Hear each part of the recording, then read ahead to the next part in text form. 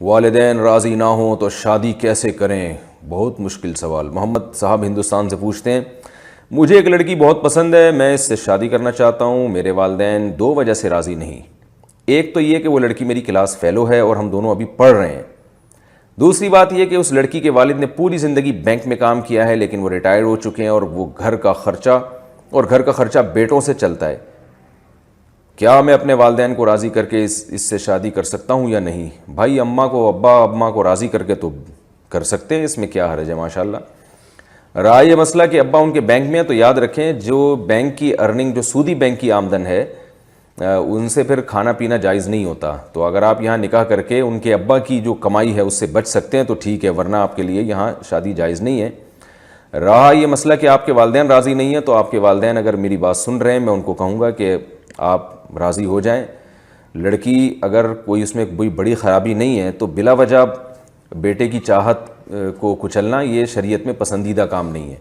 رسول اللہ صلی اللہ علیہ وسلم کی صحیح حدیث ہے، آپ صلی اللہ علیہ وسلم نے فرمایا لن ترى للمتحابین مثل النکاح، دو محبت کرنے والوں میں نکاح سے بہتر ہرگز کوئی چیز نہیں ہے، یہ آپ صلی اللہ علیہ وسلم کا ارشاد ہے۔ تو عشق لڑکیوں سے عشق معاشقہ کرنا حرام ہے، جائز نہیں ہے۔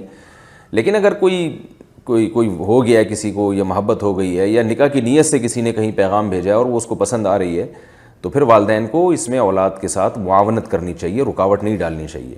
رہا یہ مسئلہ کہ دونوں پڑھ رہے ہیں تو بھائی مل جل کے پڑھ لیں گے، ابھی بھی تو ملتے ہی ہیں نا، بات چیت کر رہے ہیں اور گپے لگا رہے ہیں اور ایک دوسرے کو لائک کر رہے ہیں، اور پتہ نہیں واٹس ایپ پہ محبت نامے بھی، ویسے تو اچھا گمان رکھنا چاہیے لیکن جو معاشرے میں چل رہا ہے محبت نامے بھیجے جا رہے ہوتے ہیں آج کل۔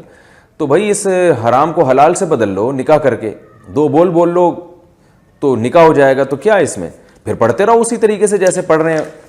تو نکاح جو ہے نا، یہ پڑھائی میں رکاوٹ نہیں ہے بلکہ پڑھائی میں مددگار ہے۔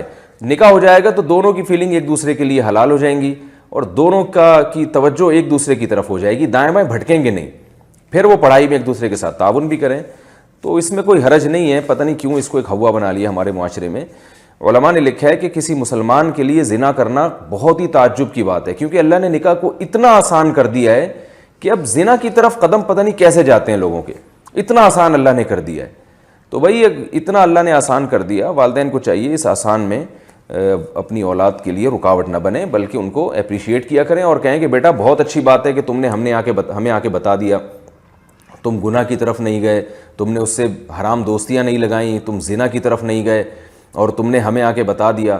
اب ہم دیکھیں گے وہ بچی اگر کوئی خراب نہیں ہے تو ٹھیک ہے، اچھی، ہاں کوئی بہت ہی خراب ہو، کوئی ایسی ہے جو خاندان میں ایڈجسٹ ہی نہ ہو سکے، وہ ایک الگ بات ہے۔ تو اچھا کیا آپ نے، تو ایسی باتوں پہ اولاد کو اپریشیٹ کرنا چاہیے۔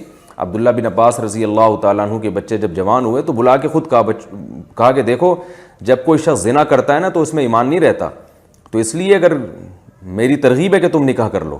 تو بزبان حال وہ یہ کہہ رہے تھے کہ اگر کوئی کہیں چاہتے ہو، کہیں توجہ تمہاری جائے تو مجھے بتانا، میں تمہارا نکاح کرا دوں گا۔ تو صحابہ تو اپنی اولادوں کو ترغیب دیا کرتے تھے، تو اس لیے آج کے والدین کو بھی چاہیے کہ اپنے بچوں کو پڑھ رہے ہیں تو ان کو زیادہ ضرورت ہے نکاح کی، تاکہ وہ دل جمی کے ساتھ پڑھ سکیں اور ان کی توجہ دائیں بائیں نہ جائے۔